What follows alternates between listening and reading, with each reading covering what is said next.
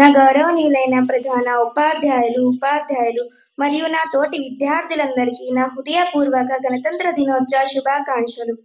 మన దేశం యొక్క 76వ గణతంత్ర దినోత్సవాన్ని జరుపుకోవడానికి మనమందరం ఇక్కడ గుమిగూడామని మనందరికీ తెలుసు. ఇది మనందరికీ చాలా శుభ సందర్భం. 1950 నుండి ప్రతి సంవత్సరం రిపబ్లిక్ దినోత్సవాన్ని చాలా ఆనందంగా జరుపుకుంటాము.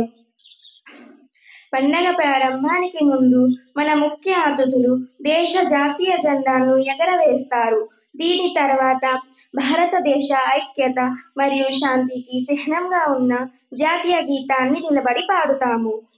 మన జాతీయ గీతాన్ని గొప్ప కవి రవీంద్రనాథ్ ఠాగూర్ రాశారు. మన జాతీయ జెండా మధ్యలో 3 రంగులు మరియు 24 సమాన అగ్గిపెట్టెలతో ఒక నృత్యం ఉంది.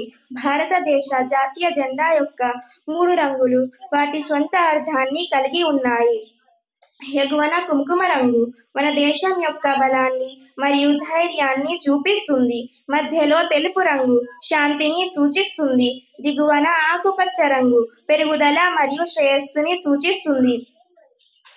జెండా మధ్యలో 24 సమాన మ్యాచ్ స్టిక్స్ ఉన్న నేవీ బ్లూ కలర్ సర్కిల్ ఉంది. ఇది గొప్ప రాజు అశోకుడి ధర్మచక్రానికి ప్రాతినిధ్యం వహిస్తుంది.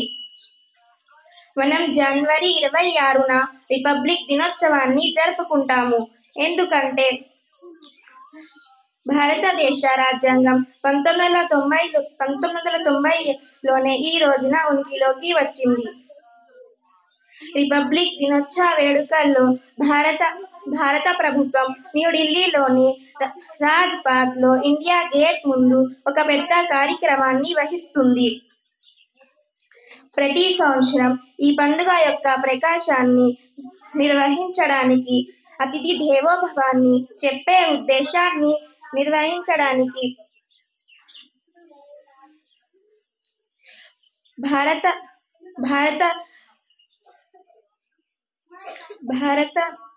ప్రధానమంత్రి పిలుస్తారు. ఈ సందర్భంగా కవాతుతో పాటు ఐక్యతను ప్రదర్శించడానికి